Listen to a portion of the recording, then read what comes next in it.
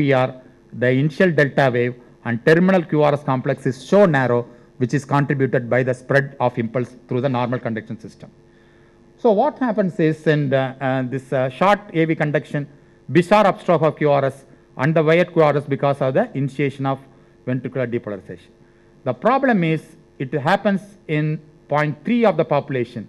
Risk of sudden death in 1 in 1000. Sudden death is due to atrial fibrillation with rapid ventricular contraction. Atrial fibrillation can happen even after one episode of the tachycardia. So what happens is there are two types of tachycardia in WPW syndrome. One is called orthodromic reciprocating tachycardia, by which I mean, for example, as far as the normal sinus impulse is going through, it will be going through, as we told you previously, it will be going through both the bundles, so it will have a normal QRS. But sometimes what will happen is, if there is a premature beat, let us imagine there is a atrial premature beat. What this atrial premature beat will do is, it will go through one pathway and it will not go, by the time the atrial premature beat comes, one pathway would have recovered, one pathway would not have recovered. For example, the sinus rhythm, both pathways are responsive, the impulse is traveling like this.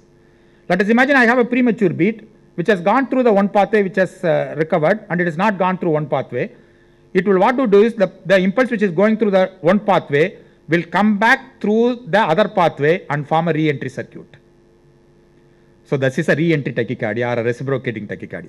So if you have a premature beat there, let us imagine it is going through the normal pathway. By the time the premature beat comes, the accessory pathway has not recovered from the previous sinus impulse. So when the premature beat comes, it will find the normal pathway responsive and the accessory pathway refractory. So what will do is, it will go through the normal pathway, and by the time it finds the tail end of the accessory pathway would have recovered.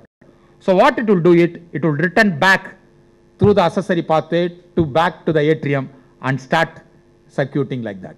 So this is called re-entry phenomenon or reciprocating tachycardia. So it is a premature beat which precipitates this re-entry tachycardia of a rapid re-entry circuit, which the heart rate goes to 170 or 180 or 200 per minute. So whenever my anterograde conduction is through the normal pathway, if it is going to be normal pathway, subsequently it is going to go through the normal conduction system. So my tachycardia will have a narrow QRS complex because my anterograde conduction is through the normal pathway, retrograde conduction is through the accessory pathway. So here the supraventricular tachycardia can be a narrow QRS complex tachycardia, which is called orthodromic tachycardia. I can say it here. This is orthodromic tachycardia, where my re-entry circuit, the anterograde conduction is coming through the normal pathway to produce the depolarization of the ventricle through the intact bundle, and it is getting back through the accessory pathway and forming the re-entry circuit which precipitates the tachycardia. So in orthodromic tachycardia, the QRS complex is narrow.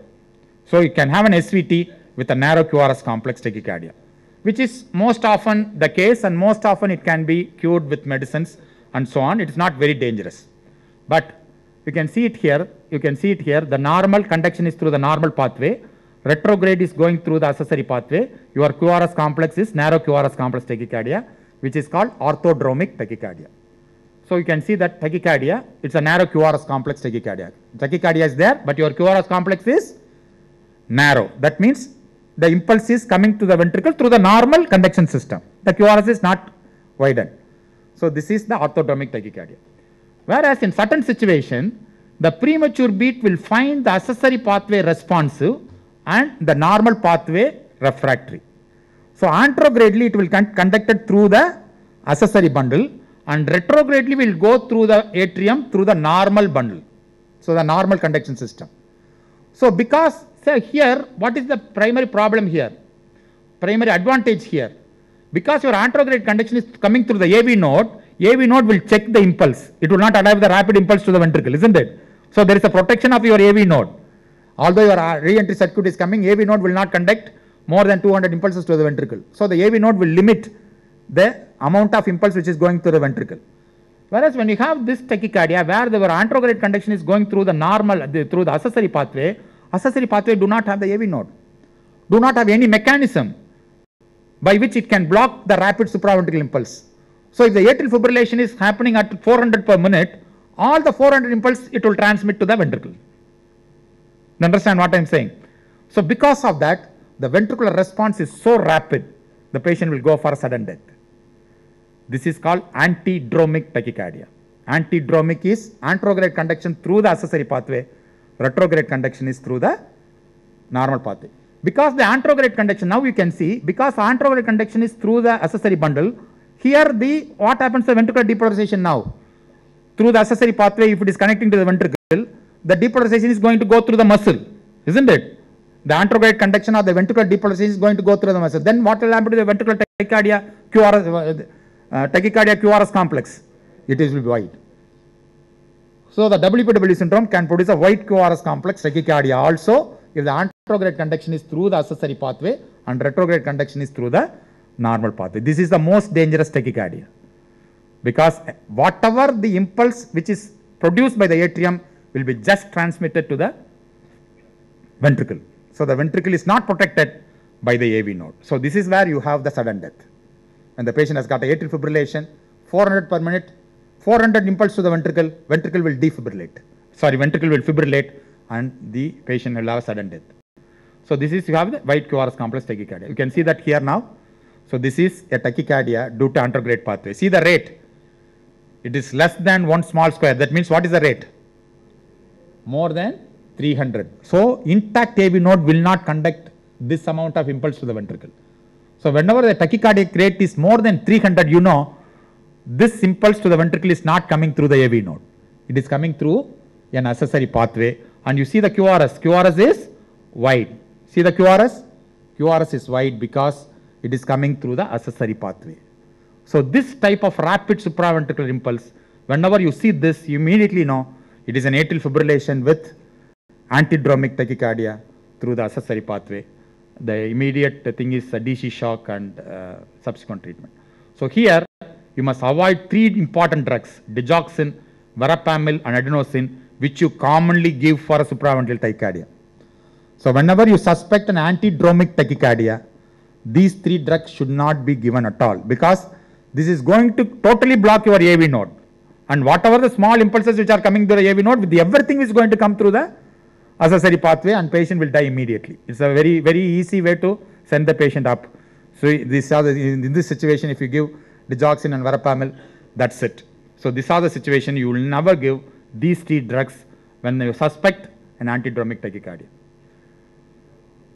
One episode of supraventricular tachycardia, whether it is an antidromic or orthodromic, is an indication for radiofrequency ablation in WPW syndrome.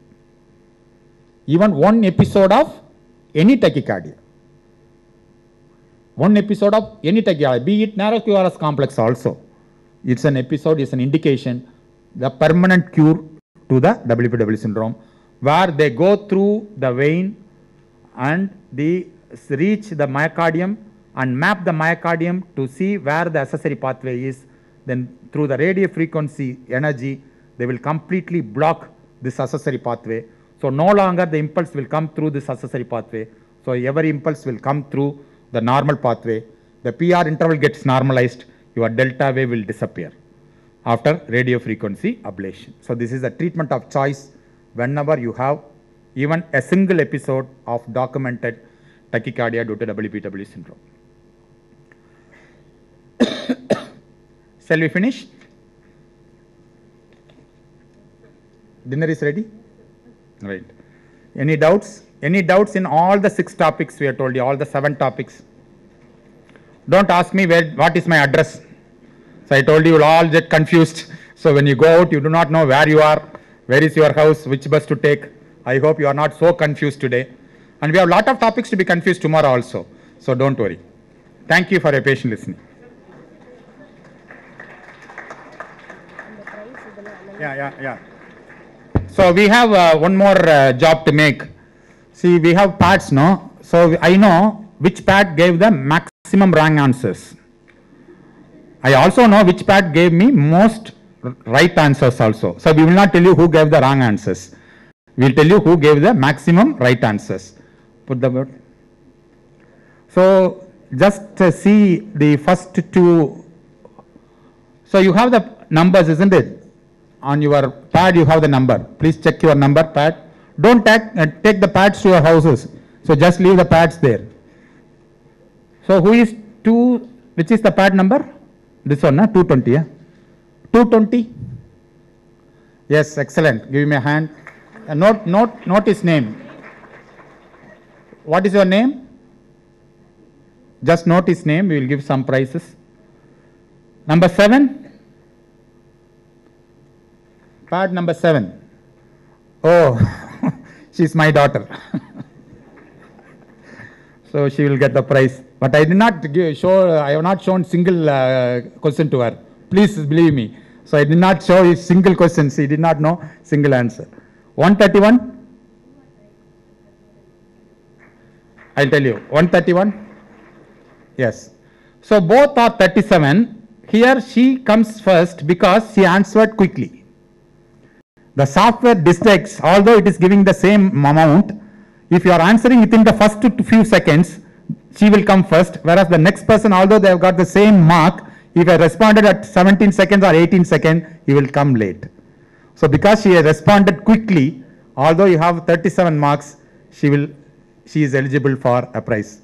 So we will give these 3 prizes. And who is 171? We will give him a big hand. Unfortunately, you responded little late, so I must respond very quickly. Right. So these 3 people will be giving some prizes tomorrow in the validatory function. Thank you.